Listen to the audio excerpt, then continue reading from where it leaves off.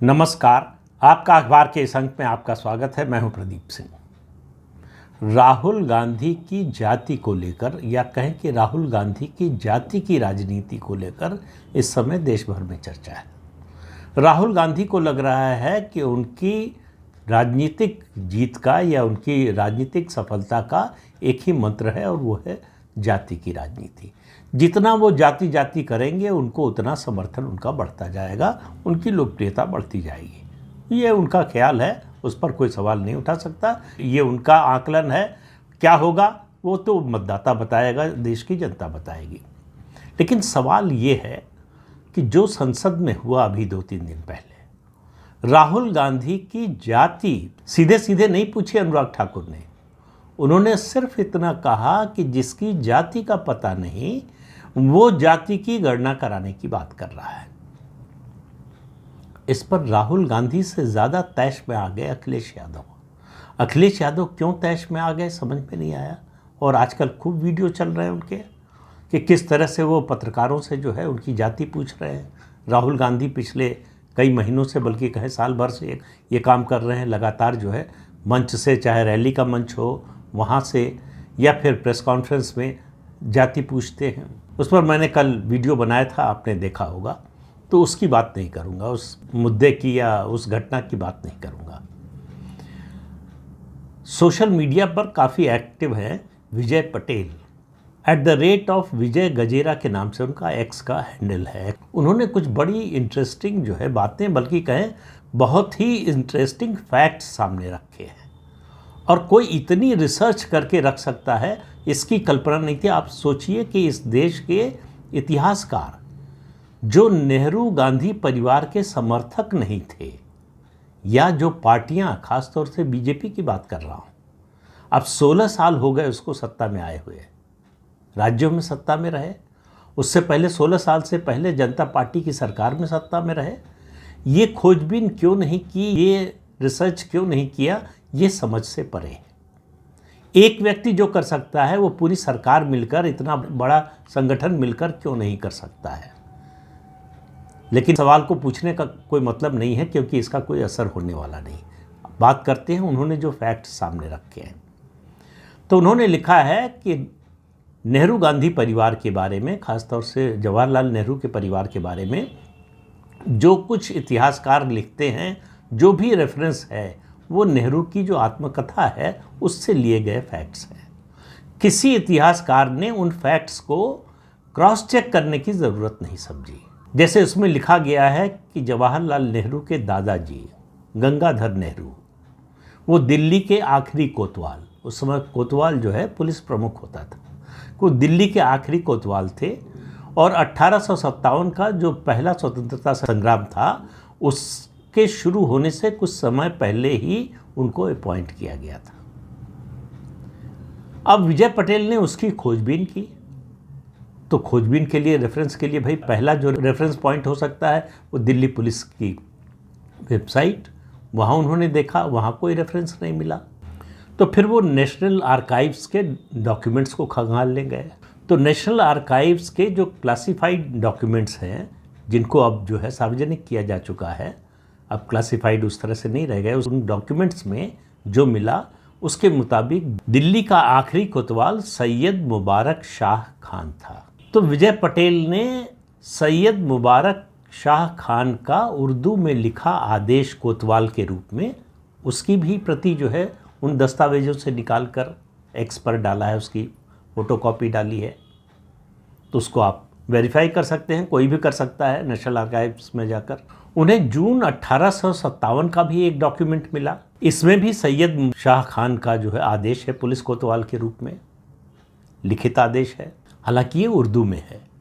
तो 8 जून 1857 और अगस्त 1857 के बीच में सैयद मुबारक शाह खान दिल्ली के कोतवाल थे। ये डॉक्यूमेंट्री एविडेंस है जो नेशनल आर्काइव्स में अभी भी सुरक्षित है। और पहला स्वतंत्रता संग्राम 10 मई 1857 से 1 नवंबर 1858 तक चला। तो एक बात जो नेहरू की आत्मकथा में लिखी गई है वो गलत साबित हुई।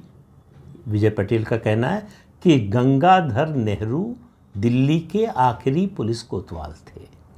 तो उन्होंने थोड़ी और खोजबीन की, तो लास्ट मुगल नाम की किताब है, उसमें बहादुर शाह जफर के जो अधिकारी थे उन सब के नाम दिए गए और उनमें कहीं गंगाधर नेहरू का नाम नहीं है। और इन सब अधिकारियों की 1857 के स्वतंत्रता संग्राम में क्या भूमिका थी इसका भी ब्यौरा है। कि उस किताब में भी यही लिखा है कि वो खान ही जो है दिल्ली के आखिरी कोतवाल थे।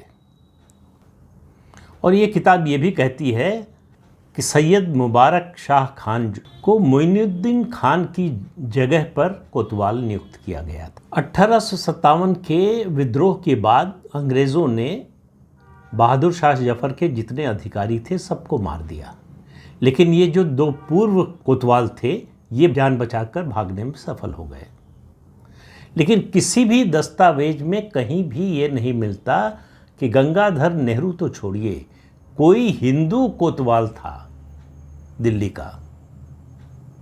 तो ये बात जो है साबित नहीं होती दस्तावेजों से कि गंगाधर नेहरू दिल्ली के आखिरी कोतवाल थे। अब सवाल ये है कि ये झूठ क्यों बोला गया और इस झूठ को चलने क्यों दिया गया। इस देश के बड़े बड़े इतिहासकारों ने जो छोटी से छोटी बात को जो है वो क्रॉस चेक करते हैं, इस बात को क्रॉस चेक क्यों नहीं किया? क्योंकि जो नेहरू ने कहा उसको अंतिम सत्य माना गया। आपको मालूम है कि इंदिरा गांधी की शादी फिरोज गांधी से हुई थी। उनके दोनों बच्चे राजीव गांधी और संजय गांधी। जो पारसी मजहब के रीति रिवाज हैं उनके अनुसार, शायद मुझे साल ठीक याद नहीं है, 11 साल में एक सेरेमनी होती है। उस सेरेमनी के जरिए ही उनको पारसी धर्म में एक तरह से शामिल किया जाता है।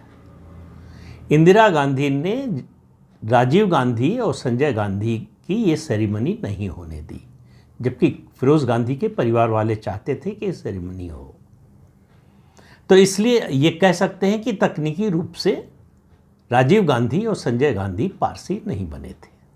इसका जिक्र कई जगह पर मिलता है और मुझे अगर ठीक याद है तो कैथरीन फ्रैंक की किताब जो इंदिरा है उसमें भी इसका जिक्र है। लेकिन मूल सवाल अब भी वहीं पर खड़ा है कि राहुल गांधी को अपनी जाति बताने से परहेज क्यों है, और ख़ास तौर से ऐसे व्यक्ति को जो पूरे देश में जहां जाता है वहां जाति पूछता फिर रहा हो, जो जाति की गणना कराने की बात कर रहा हो। तो जाति की गणना बिना जाति बताए तो हो नहीं सकती है। तो राहुल गांधी अपनी जाति बताने से भाग क्यों रहे हैं? वो इस देश की सबसे बड़ी विपक्षी पार्टी के नेता हैं, लोकसभा में प्रतिपक्ष के नेता हैं और इस देश का प्रधानमंत्री बनना चाहते हैं। तो उनके बारे में, उनके परिवार के बारे में इस तरह के सवाल क्यों उठने चाहिए? आखिर इतने इतिहासकार लंबे समय तक कांग्रेस पार्टी के पेरोल पर रहे हैं। कांग्रेस ने जिस तरह से और जो चाहा वो इतिहास लिखवाया उनसे। इन इतिहासकारों की सेवा क्यों नहीं ली गई? अगर ये जो बातें मैंने बताई हैं, जो विजय पटेल खोज कर लाए हैं नेशनल आर्काइव से, वो बातें गलत हैं तो उसका खंडन होना चाहिए।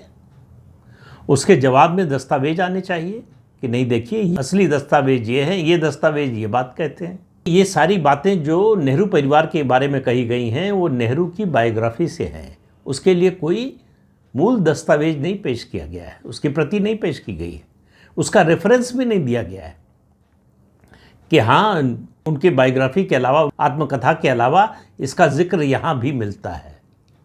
जो आमतौर पर रिसर्चर और इतिहासकार करते हैं कि वो जितने रेफरेंस हो सकते हैं सब देते हैं, जहाँ जहाँ से उन्होंने देखा है, पढ़ा है।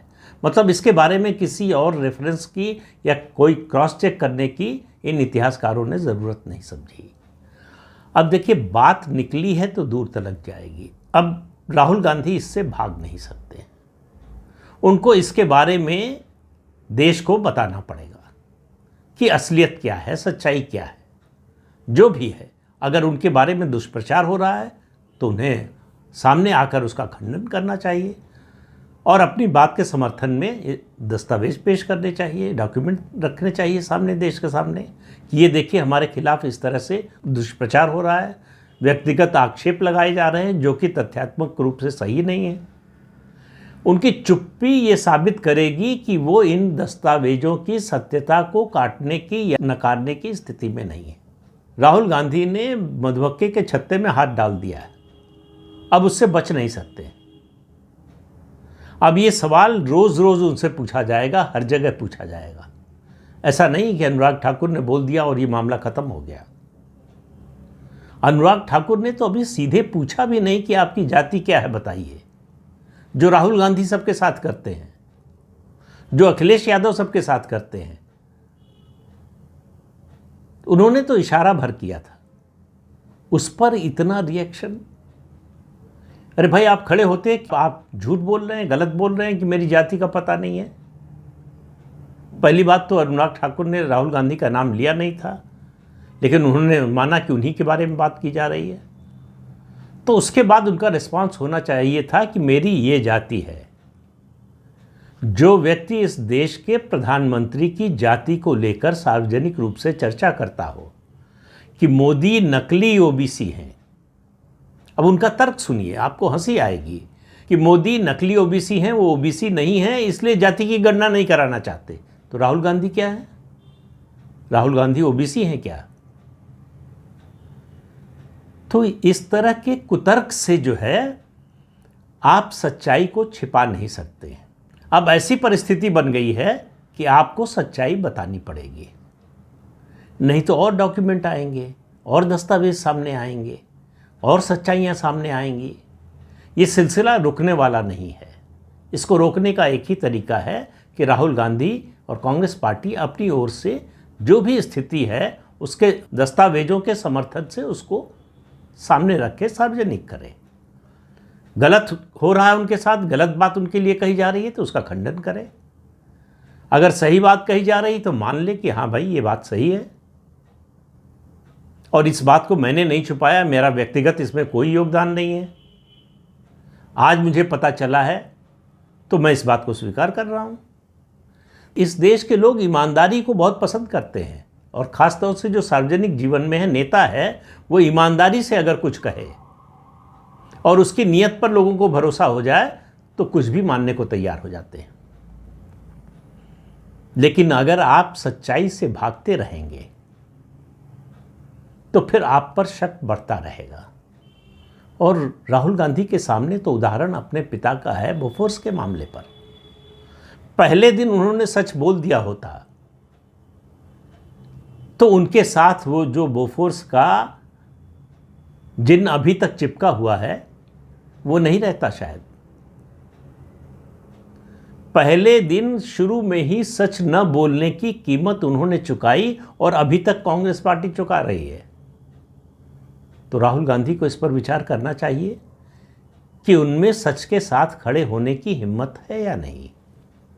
तो इस अंक में इतना ही। अगले अंक में फिर मिलेंगे किसी नए मुद्दे के साथ। तब तक के लिए अनुमति दीजिए। आपसे अनुरोध है कि ये चैनल देखिए, शेयर कीजिए, लाइक कीजिए और सब्सक्राइब जरूर कीजिए। नमस्कार।